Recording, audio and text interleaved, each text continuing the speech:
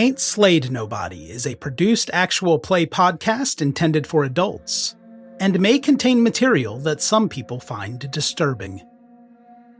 Please see the episode notes for content warnings and listen with care.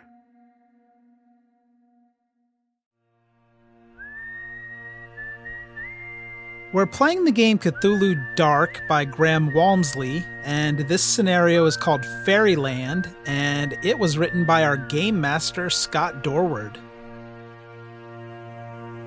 Shadows in the sky, footsteps in the night behind me.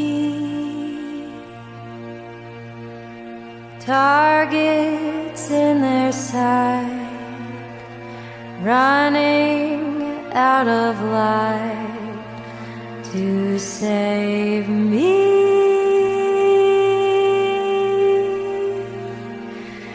Red moon on the rise, you say your last good night, while I keep getting by.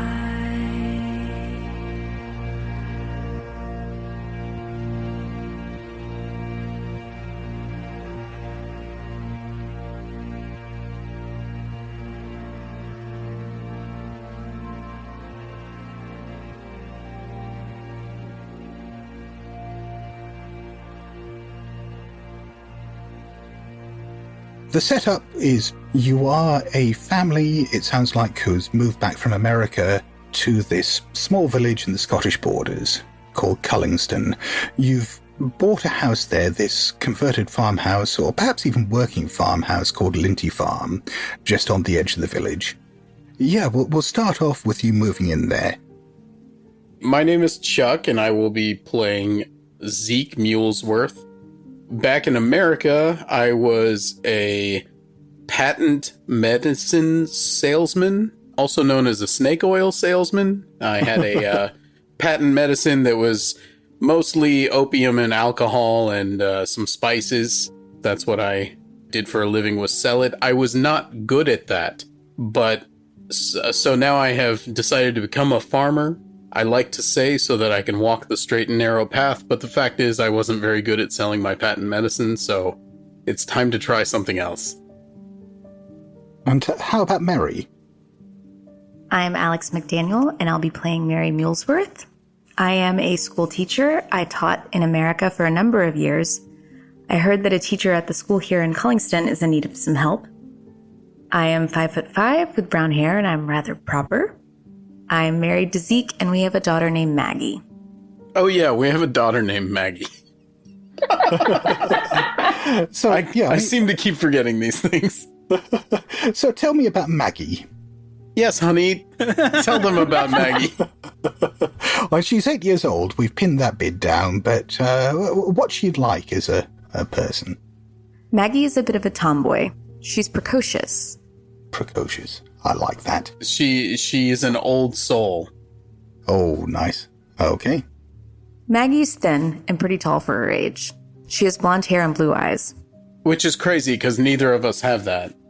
But the milkman does. But the milkman, back in whatever town we came from. Messiah, right. So there's a source of tension in our marriage. All right, my name is Old McDonald. Ollie McDonald. I am originally from the United States, but my father, he wanted me to come along with him to the wherever the hell we are now. You mean Cullingston, lad? Yeah, whatever. I really wanted to escape the United States because I didn't want to join the Cuban War. Oh, nice. Yep. Here I am now. I guess I'm getting into farming. Which is not really what I did back home. What I did back home, just the odd jobs, but I guess I'll get into farming now. You know, I had some cows, I had some goats. I do know how they talk. I'm sorry? Because I have a farm. Oh, brother. They used to burn people at the stake for that. Still might. I'm a thin guy with ragged, dirty blonde hair, makings of a beard, but not a really good beard. So, kind of like what I look like in real life, but blonde hair. All right. I am Cuppy Cup, and I'm playing Bill McDonald. I was born in Scotland, left as a boy. Accent's a bit rubbish now, living in America. I'm trained in medicine, work as a doctor and a barber in a town called Messia. Oh, how I've dearly missed the hills and the woods of Scotland. Ole and Mary are my children. You can see I'm a bit stocky with a nice head of grey hair. I wear wireframe spectacles, and I need a nap. Well, I think one of the things that's possibly brought you to Cullingston in particular is that the village doctor, Dr. Boswell, has retired from his practice, and the village is now without a doctor. I mean, for a village of this size, they don't necessarily need a doctor, and they could go to Galashiels, which is just a few miles down the road, but which is, as close to the big city as you get round here. I mean, it must have almost 1,000 people there. But here in Cullingston, I mean, there is a small doctor's surgery. You've corresponded with Dr. Boswell. He has actually retired at this stage. The surgery has been closed for a little bit, but he has basically entered a financial arrangement with you whereby you will take it on. That is exactly what I was going to say next. Fantastic. So, it is late spring 1897, and you have made the trek across from the United States by boat, and you've probably come in somewhere like Glasgow and taken the train across to Galashiels and arranged for some kind of transport, probably horse-drawn carts, to take you and your possessions across to your new family home, Linty Farm, just on the outskirts of Cullingston. And as you pass through the area, it is really quite beautiful. It's not the best day. It's slightly overcast. There's a little bit of drizzle in the air. But still, it's clear enough that you can see that, there are green rolling fields all around. There seems to be a lot of sheep farming in the area in particular. There are a few hills in the area. I mean, they're not big hills by any means, but, gentle rolling hills.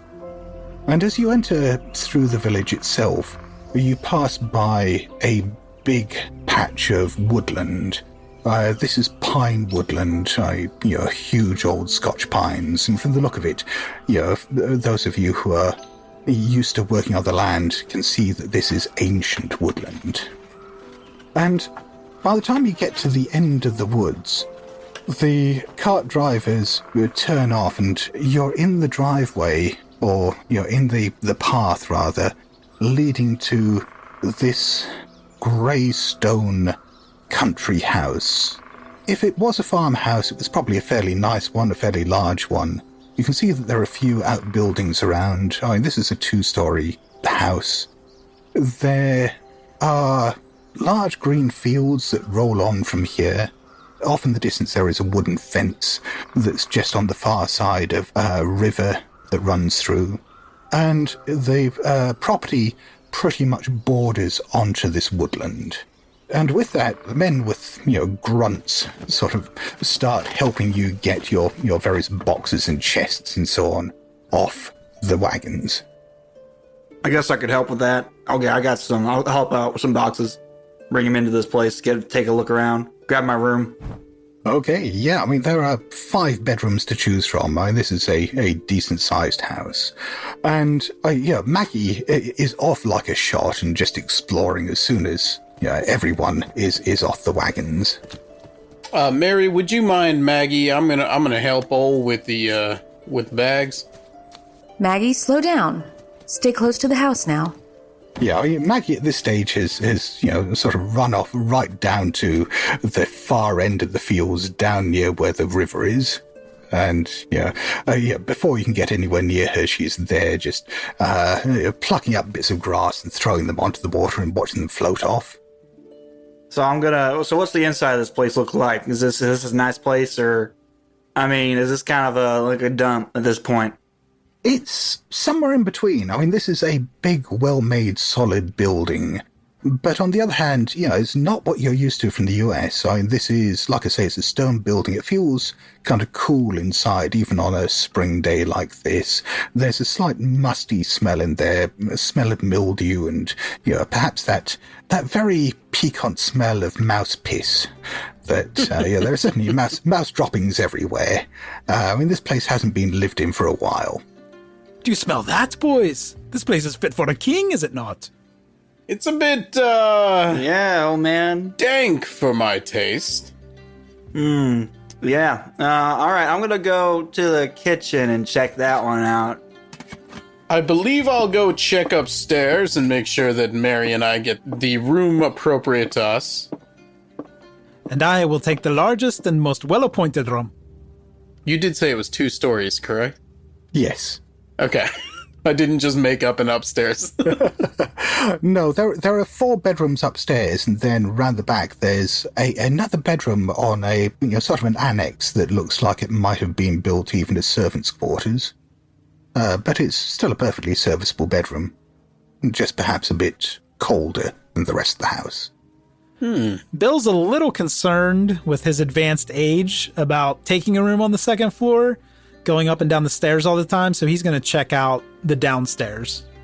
Yeah, I mean, it's not a big room by any means. It's a bit drafty, but yeah, it's perfectly serviceable. Yeah, I'm sure you could make it cozy. There's a little fireplace in there. I'll have this haunted room on the 1st floor, thank you. I'll grab a room on the, I guess, western corner. Okay. Yeah, I mean, the room there, I mean, it's not the largest room by any means, but I mean, compared to American houses, this, the rooms are all a bit smaller than you had back at home, and yeah, it perhaps feels a little more claustrophobic. All right, is there another room? Zeke finds this all terribly disappointing. Stop your complaining, lad. Look at this view of the woods. You can't find this in Messia. Yeah, the view of the woods, you can see it from your bedroom window quite nicely. The view of the woods is magnificent. I mean, some of these trees are huge. I mean, they stretch up, some of them the best part of 100 feet tall. And this is, as I said, ancient woodland. Now, cutting back briefly outside, Mary was chasing after Maggie, just trying to keep up with her, but Maggie at this stage is like an excitable puppy. There's so many new scents and things around here that by the time you catch up with her, she's running off somewhere else, poking around at some wildflowers and running you dizzy. Maggie, don't run away from me. Come pick your room. Zeke is heading downstairs trying to figure out where they ran off to. So, as Mary is chasing after Maggie, you can hear the clop, clop, clop of horse hooves coming up the path and the crunch of gravel as it's coming nearer the house. And you can see that there is a man riding in. He's really quite an old-looking man. He's bald, he's got wispy white hair, what's left of it, and a little crown round his head. He's liver-spotted and wrinkled. He's wearing a very nice tweed suit. And he's riding this dappled horse, perhaps a little bit gingerly. And he waves at you from up by the house as he sees you running past, chasing Maggie. I'll just wave back nicely but dismissively. He gives you an exasperated look. Perhaps a look of some impatience as he's there sitting on his horse. And he sweeps his hand down at his horse as if he expects you to understand what this means. Do I understand what that means? Not really. Mary gives him the finger. That would be in keeping with the way we normally play these games. Yeah, but you could shout across the garden to him if you want. Yeah, please holler. Please holler. Fine, I'll holler. Hello? He shouts back, Hello, miss. Can you help me down from my horse? Certainly, but let's make this quick. Are you just leaving Maggie out there to run off into the woods? Let's assume Maggie is contained. Yeah. Just tell yourself that. and as you run over, he's looking, quite grumpy and impatient. And are you going to help me down, lassie? What would you like me to do? Just take my hand. Easy now. Come on down, slowly. He looks like he's probably in his 80s, and, as you help him down, he's swaying as he's getting out of the saddle, and finally manages to ease himself down onto the ground. And, with that, just a flicker of a smile crosses his face, and he said, well, tell me, lassie, is your husband home, or your father? Yes, let me call for them. Actually, Zeke is walking out the door right now, because he's trying to figure out where Mary and Maggie are. You see this old man talking to Mary, and he looks over at you and says, you're not Dr. McDonald, are you? No, friend, I'm afraid I'm not Dr. McDonald, though I do have a bit of medical experience, if you will. How can I help you? He says, I'm Dr. Boswell. I wanted to see, is it your father? Mary, I believe he's inquiring about your father. Would you go and fetch him? Sure, but you'll need to chase down Maggie. Where is Maggie? Yeah, where is Maggie? Maggie, get up here, girl. Yeah, you shout for Maggie, and there's no sign of her. There's no sign of her. Oh. No. Maggie! Mary, where is Maggie run off to? She was just right there, and this man rode up and needed help. She was right there, I swear, I have no idea. Go and get your family. I'll go find her. Excuse me, sir. I'm afraid I have to go locate my daughter, but Dr. McDonald will be down soon enough, if you'll excuse me. And I take off a bit angrily towards the woods. Just as you're heading off, the man places this wizened old hand on the back of your arm and says, your daughter, how old is she? She's 8 just this summer. Right? 8? Was she 8? That sounds right. I think she was 8. Mary, how old is Maggie again? I'm going inside the house. You figure it out. And when you reply, and Dr. Boswell, shakes his head, good. Good? It's a good age, isn't it? It's a good age for a girl. Yes, well, she's a handful, but we do love her. Yes, I'm sure you do. Now, if you'll excuse me, I'm sorry. She does have a bit of wanderlust to her. I gotta make sure she doesn't run off too far, or we'll never get her back for supper. Yes, of course. And he looks quite distracted at this stage. Is walking over towards the house. And I take off, not too quickly, but sort of storm off angrily, like, where is that girl? Okay, we'll come back to you in a moment. So meanwhile, Mary was heading inside looking for her father. Dad, are you in here? Mary, tell me you love the house. It's a wonderful bit. And the woods. It's fine, I suppose. But there's an old man outside and he's asking for you. He doesn't look very well. I'm my first patient. And Bill follows Mary outside with some pep in his step to greet this man. Yeah, so you see this, as I said, this kind of balding, liver-spotted, wizened old gnome of a man standing hunched outside. He looks up at you with rheumy eyes. And, you must be Dr. McDonald? Bill looks the man up and down a little bit. Thank heavens you didn't wait to see me in the office. I'm the doctor at your service. He stretches out a trembling hand and says, Dr. Boswell, I thought I had better make myself known to you and give you these, he says, patting round all his pockets. And, he reaches in and pulls out a paper-wrapped bag of sweets and a pocket watch and a little notebook, and eventually comes up with a bunch of keys and hands them over to you. they jingle in his shaky hand as he passes them over. These are the keys to the surgery. You'll find it in the village. It's the one with the sign outside that says surgery. I appreciate you riding out here straight away. What kind of cases might I expect at the office? It's usually quiet. Sometimes... Well, this is farming country, so there are sometimes farming accidents, and I suppose I have had to perform my fair share of amputations. But yes, apart from that, it's the usual, sickness and childhood illnesses, and yes, writing the occasional death certificate, the usual. Did you leave the pertinent documents and patient histories behind for me? Yes, I've left all my files there. If you have any questions about any of the patients, my cottage is... He tries to give you directions, and it sounds like it's on the other side of the village, but when he repeats back the directions to you, they sound slightly different. and there's this glassy, vacant look in his eyes.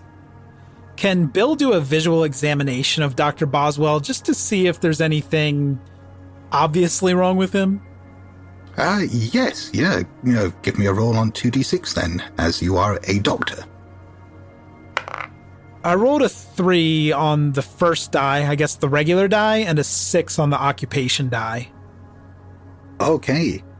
You don't reckon there's anything particularly physically wrong with him? The main source of his feebleness and absent-mindedness seems to be the fact that he's just really fucking old.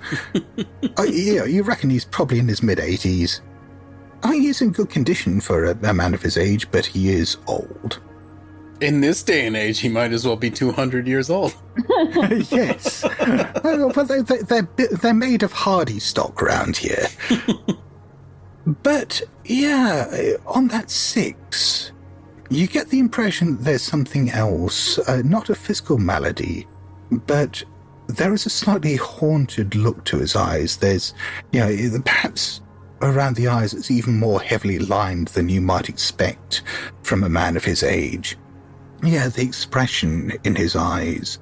They're roomy, they're vague, but at the same time they're perhaps slightly frightened. Are there any specific cases I should know about before I head to the office? No, it's all very straightforward. I'm sure for an experienced doctor like yourself, it will be perhaps even a little dull. Very well. And Bill accepts the keys and the sweets from Boswell. Wait, were the sweets for him or? He wasn't making a show of handing them, but if McDonald takes them out of his hand, then he's going to be too polite to take them back. Americans. Those Werther's originals are Bill's now. Oh. And Dr. McDonald pats him on the back in kind of an investigative way as he thanks him for the sweets and sends him off. An investigative pat on the back. Can you describe to me what that looks like? He's assessing his bone curvature. You're squeezing and rubbing. Yes, gently. We're all doctors here. Yes, you don't notice anything, unusually bulbous or prehensile, or any wings growing out of his back or anything like that. You don't find a wings or a tail. Okay, I was just trying to stretch that 6 roll, but I'm satisfied now. But he does ask you to help him back on his horse. Allow me to give you a hand here. And with just one hand, Bill shoves him up toward the saddle. Oh, yes. He's so light that you almost push him over the other side. But with that, he gives you a cheery wave, or at least as cheery a wave as a morose old bug like him is capable of, and, turns the horse around and trots away. And Bill holds up the keys and yells, "What do all these keys go to?" You'll work it out. And yes, he trots away. Now, let's go back to Zeke. Let's. Zeke is dead. The camera cuts back to Zeke, and he's just lying on the ground. Yes, tell me about your new character. So Zeke was heading into the woods. I don't know how much experience you've got of wandering around really old pine woods, but they are quite eerie places. Old ones like this, where the pine trees are growing close together and there is huge pine cover. Once you're more than about 10 yards inside them, and it's not quite pitch black, but it's certainly dark. You can barely tell that you're in daylight. It's just providing such a solid canopy overhead. And it's also eerily quiet in here. You can barely even hear your own movement. I mean, it's all cushioned by this carpet of dead pine needles that's lying between the trees. There's no bird song, there's no sound of animals, there's nothing. There's not even wind blowing through, it's just deadly quiet. Zeke is taking a look around. He is noting that it is a bit eerie, but he is primarily concerned with two things, and that is finding Maggie, and also he reaches inside his jacket pocket where he keeps a small bottle of Dr. Zeke's curious concoction, and he takes a little swig of it. Again, mostly alcohol and opium. Surely there's some cocaine in there as well, just to offset the opium. I mean, just for medical reasons. He likes the flavor, really. And then he calls out, Maggie, come on, girl, we're gonna need to get some food. Maggie?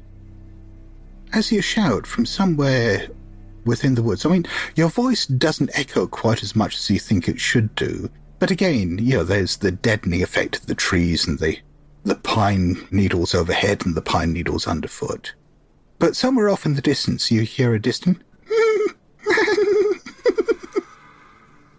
That's not disconcerting at all. Not at all. No, not at all. Can I tell if that sounds like Maggie?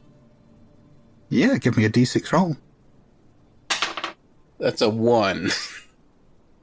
I mean, it's definitely a little girl's laugh. You're not sure if you've heard Maggie laugh quite like that before, but it could be hers. It's difficult to tell with these acoustics. Zeke is largely absent and doesn't know how old Maggie is, so I think this tracks. Yeah, and the mind is getting a little fuzzy from the laudanum. Push the roll. Not yet. I gotta make it a little ways. But I am going to go ahead and walk in what I believe to be the direction of that laughter. Assuming, of course, that why would anything be awry? This is just my daughter I'm looking for. 100%, yeah. So, you walk a bit further into the woods, and yeah, this time off from your left you hear a... And that's not the direction I was going. No. Maggie, we're not playing hide and seek, dear. We need to go back to the house. As you look in the direction where you heard that laughter, just for a moment, off in the distance, I mean, there's a brief gap through the trees that you can see perhaps, 20, 30 yards, maybe even a bit further. And you just see a flash of red between the trees, just for a moment, and then it's gone. A flash of red between the trees, like sort of down at ground level? Yeah. Huh. Hello, is there anyone back there? Maggie, is that you? And this time from behind you hear...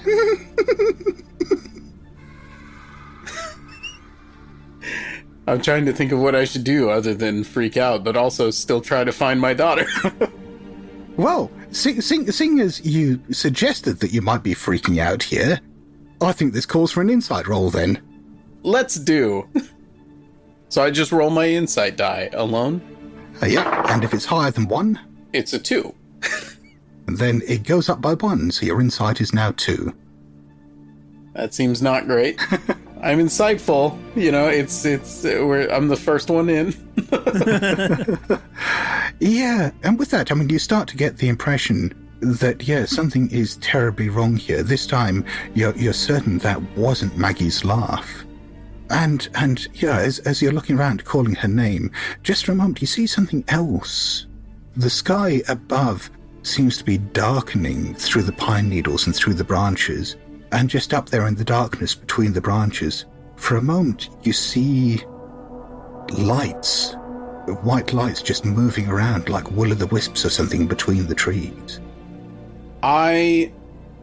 Zeke continues to call for Maggie, but he is now clearly and decidedly not running, but not walking back towards the house. And just saying, Maggie, time to come in now, girl. We need to get back to the house.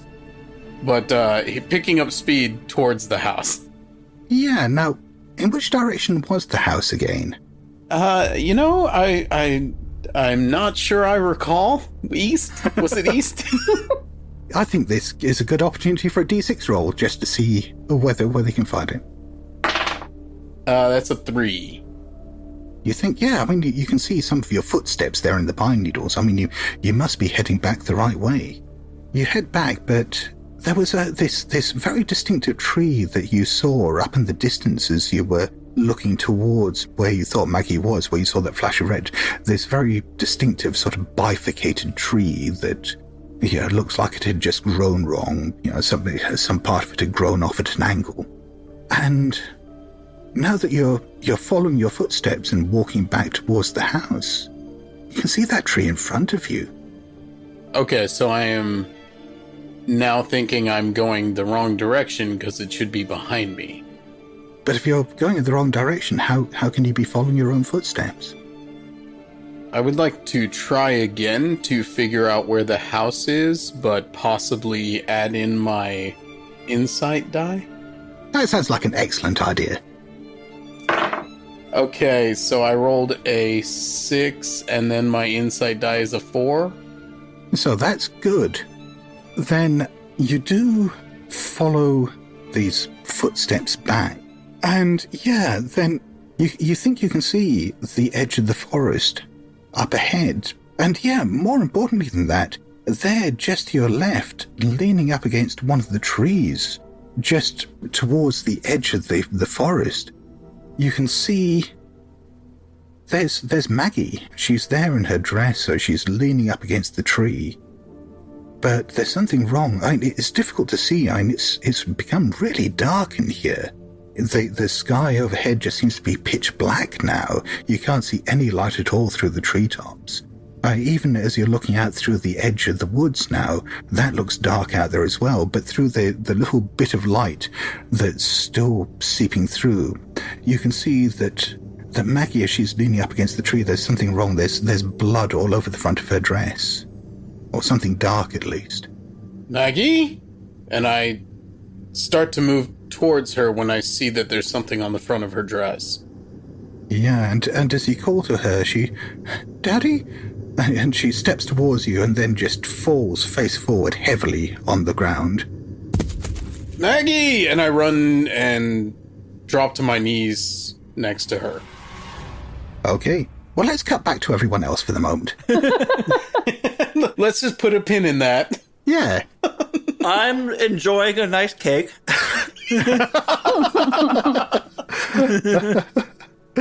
So, yeah, I mean, a bit of time has passed. I mean, Zeke went into the woods a while back, and there hasn't been any sign of him, and you haven't seen Maggie either.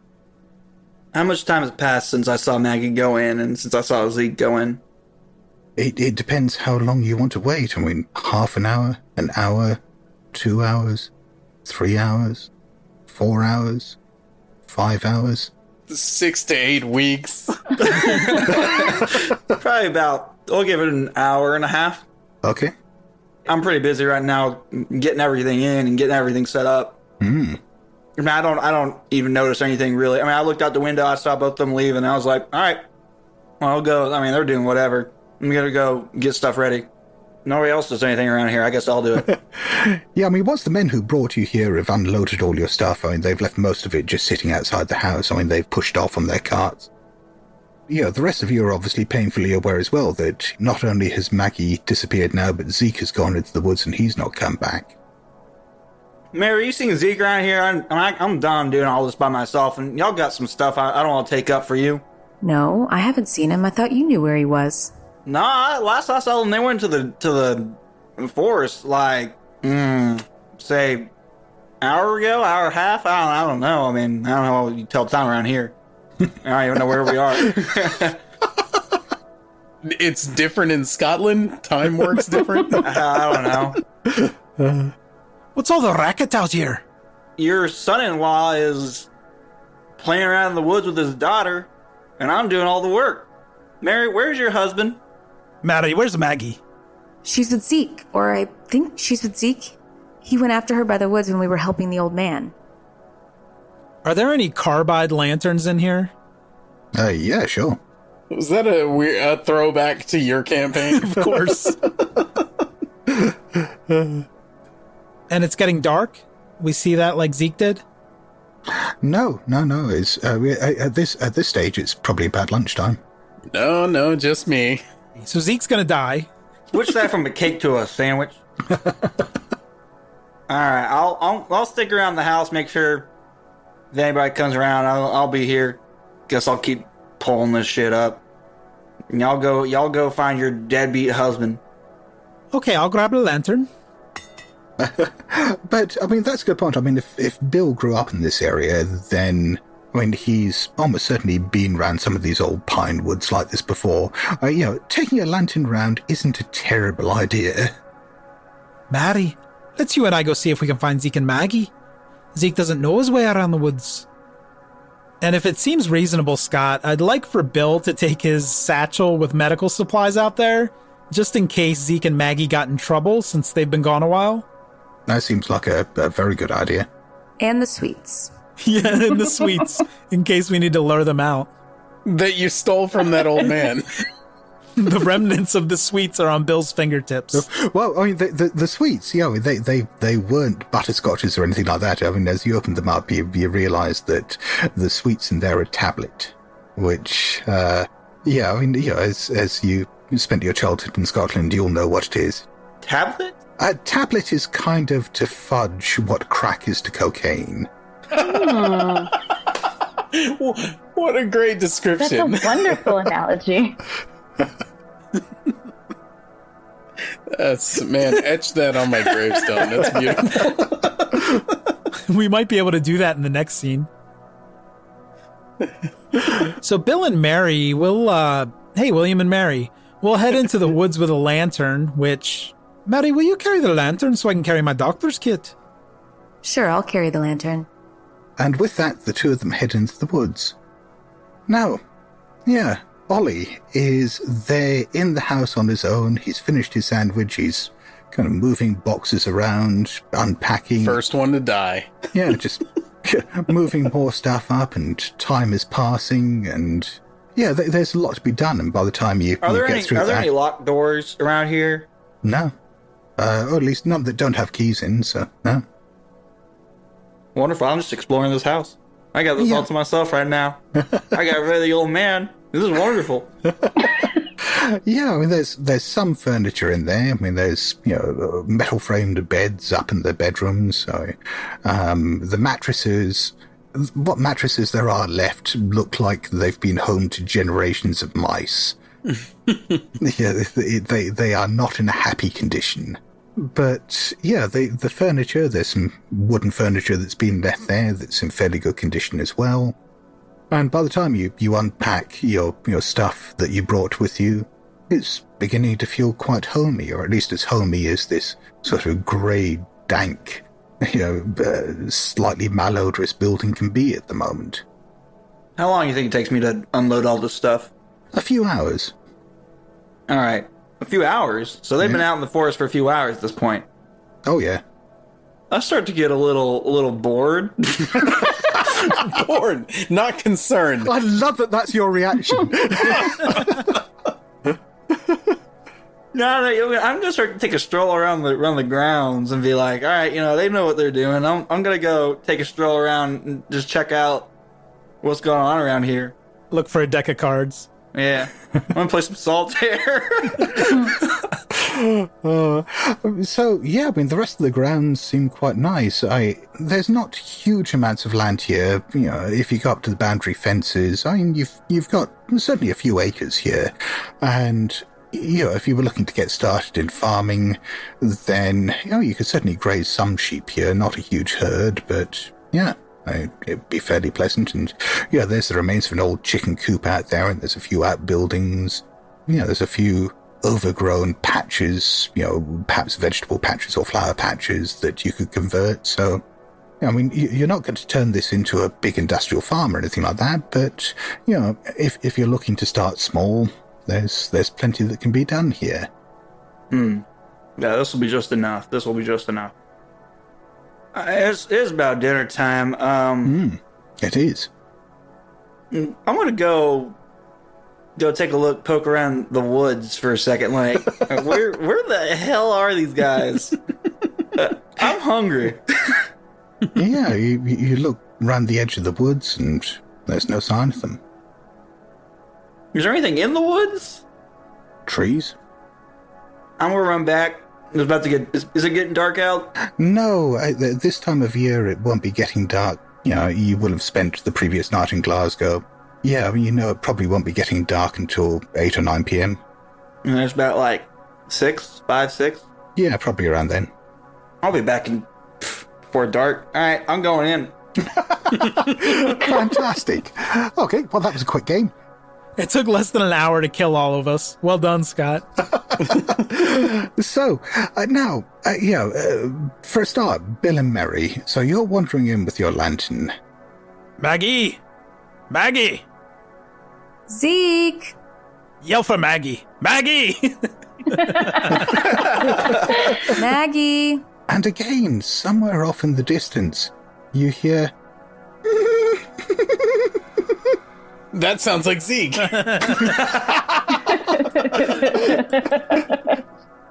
That is Maggie. She's fine.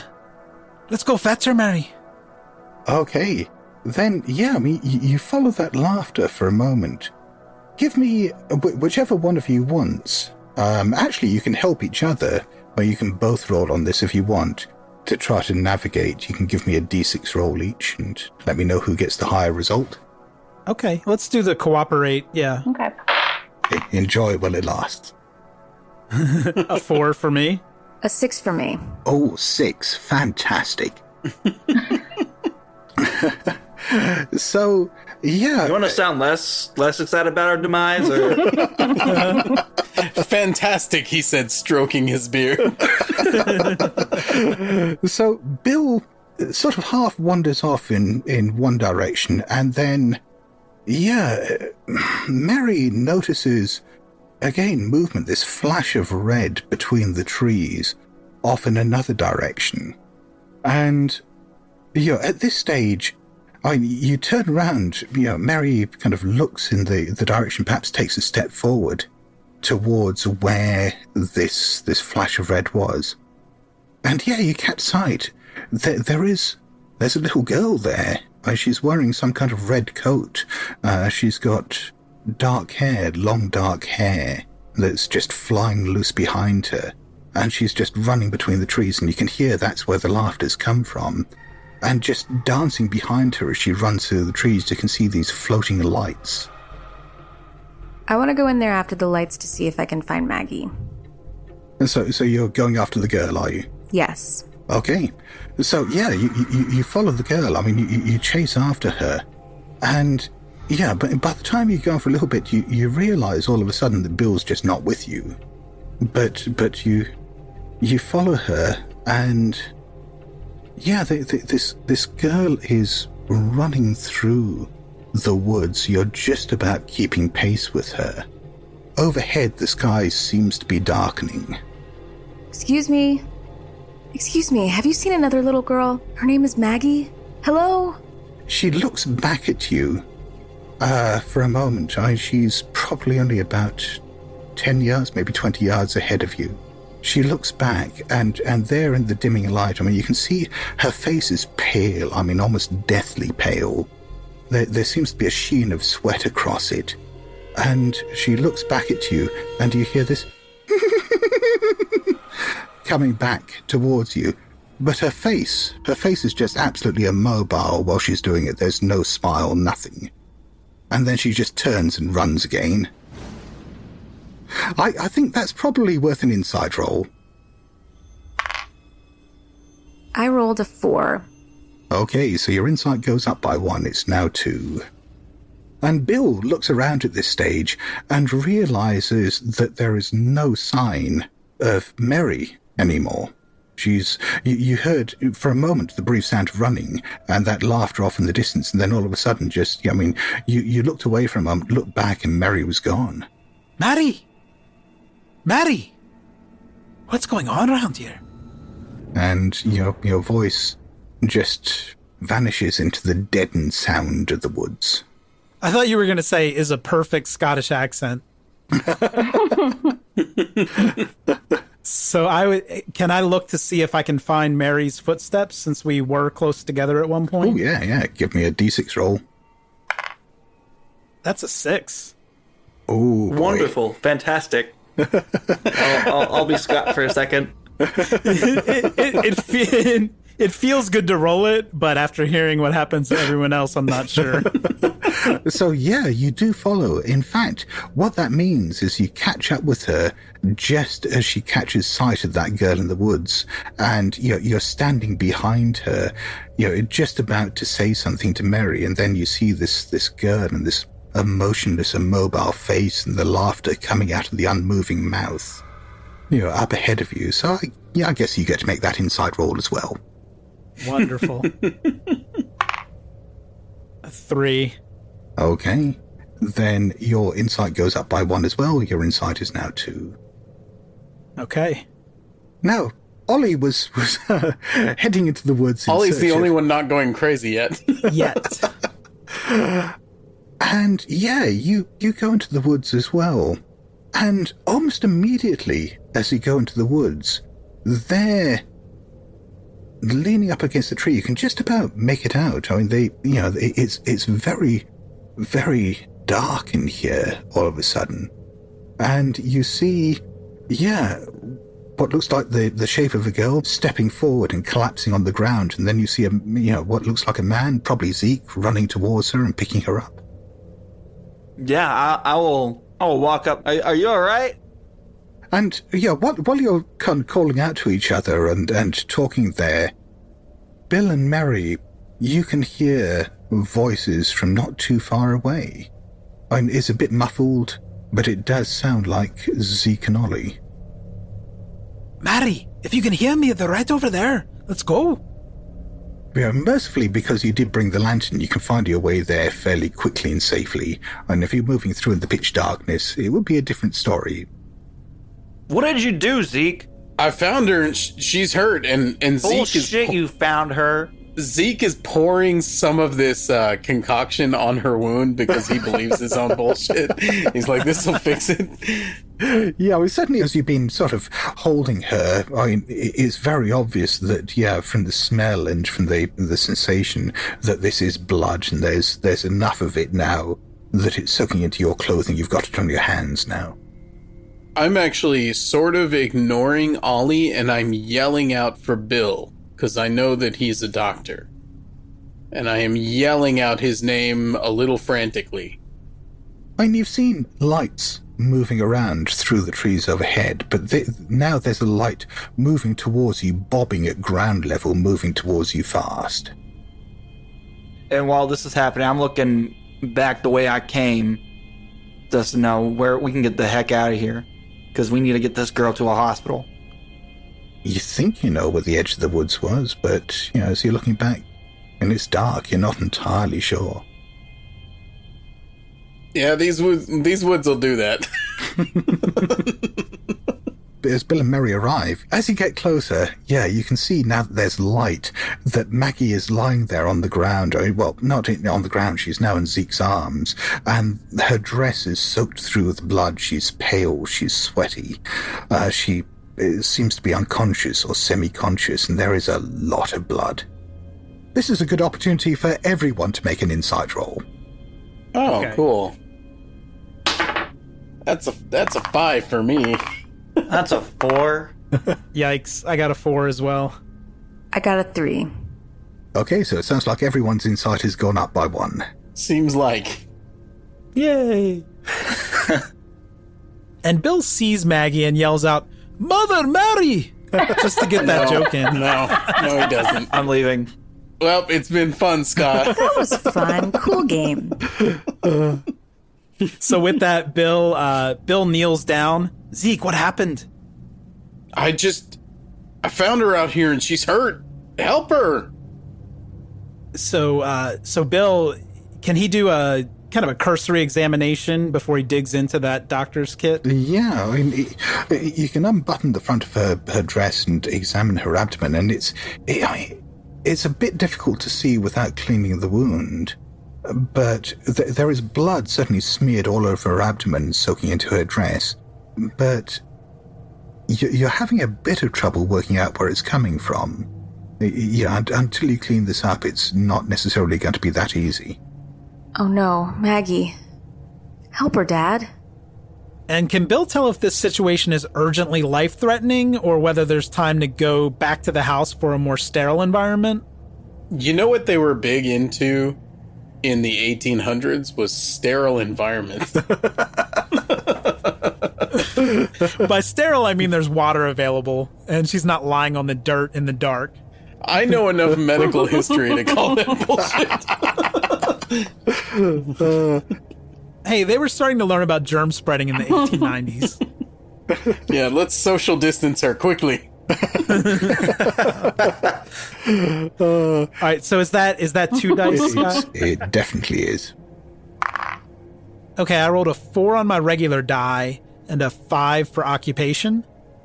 Okay, so yeah, then that gives you, everything you could possibly want to know about this situation without telling you too much, so that's good. Then you can see that there are a number of quite small puncture wounds on her stomach. They look like they've been made by needles. You're not quite sure how deep they go, but you don't think they're life-threatening. You think, she's bleeding, but you don't think that there's any internal bleeding. There doesn't seem to be any swelling or anything like that, so she may just need to be cleaned up and bandaged up. Can Bill tell who's strongest among Zeke, Ole, and Mary? Because to that person, I'd like him to say, "Pick her up, carry her to the house, hurry." Oh, she's my daughter. I pick her up immediately. I don't hesitate. I'm rolling for it. Well, no, actually, no, he'll pick her up, but I'm going to make him roll see if he fails. You want me to fail at picking my daughter up? Yeah, what is wrong with you? You're stronger than me.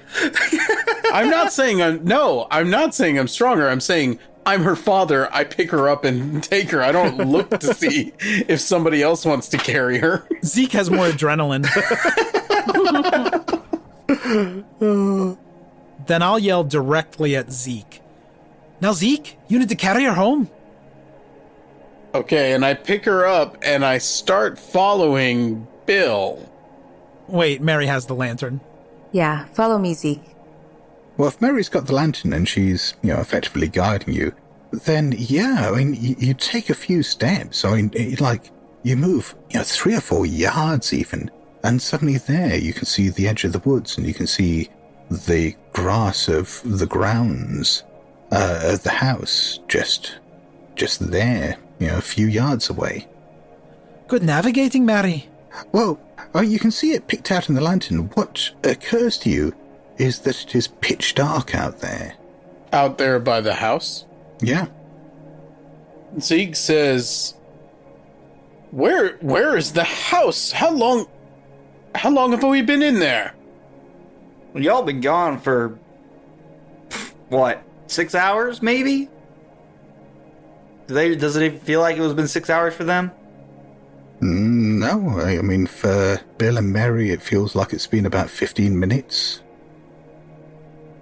Zeke, maybe half an hour. He has not stopped walking, by the way. He's still heading towards the house with her. I just want to say this is very American to make it 3 yards into the woods in 6 hours. Well, this is so our podcast. That's about our travel rate. It's about 6 feet per episode. But yeah, you get Maggie back to the house, and once you light a few lanterns there and, pump some water, then, yeah, you can get her cleaned up. Oh, wait, so we're in the house now? Well, you said you were heading there, so I assumed, unless anyone is going anywhere else. No, I want to run back and... No, I'm kidding. He wants to go collect the other children. But yeah, you clean up the wounds on her stomach, and or at least you clean the blood away. And yeah, you can see that there are a number of these puncture wounds that seem to be arranged almost in a circle. What in God's name? Can Bill tell if these punctures were created by needles or teeth or something else natural? Yeah, well, give me a 2d6 roll. Actually, the other thing is, sorry, before you do that, I think, now that you're back in the house, and you've passed by, there was a grandfather clock that was left behind that you managed to get working earlier.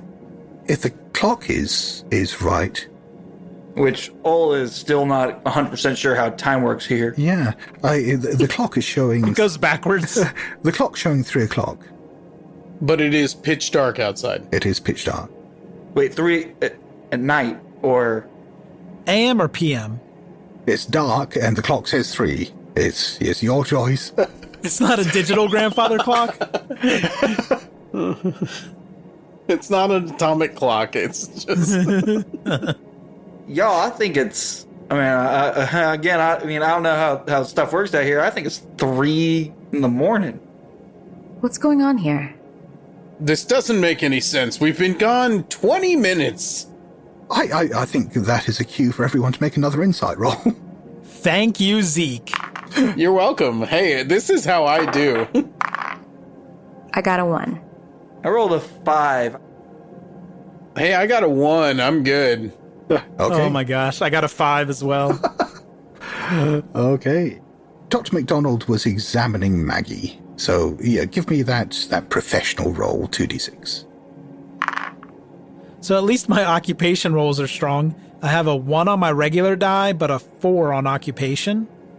Okay, that's good. Then, yeah, you are fairly certain that these were caused by needles. If you didn't know better, you'd think that they were caused by hypodermic needles, maybe. And is Maggie conscious? I mean, as you're cleaning her up and examining her, she is, coming around.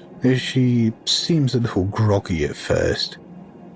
Her eyes flicker a bit and she looks up at you and gives you a big grin. Hey, honey, it's gonna be alright. Who done this thing to you? Who did what? All this blood. My tummy hurts. Sweetie, who hurt you? I don't know.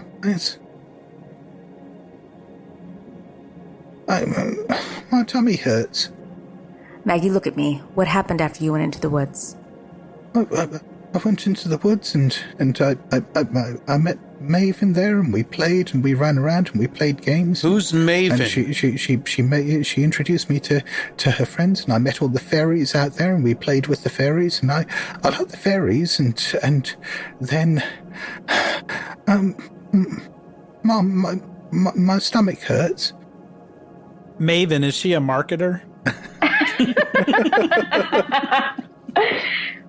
Maggie, was Maven wearing a red coat?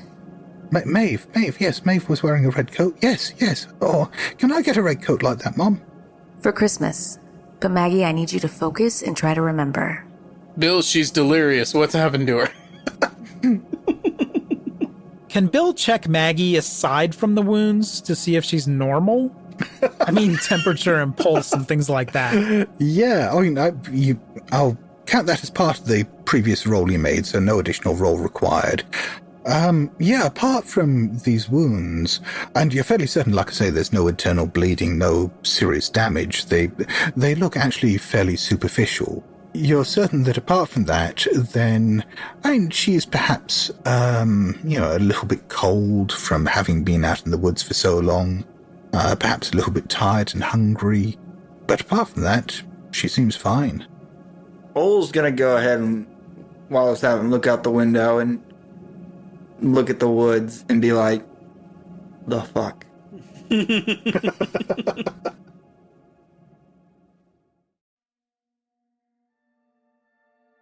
You are listening to Ain't Slayed Nobody.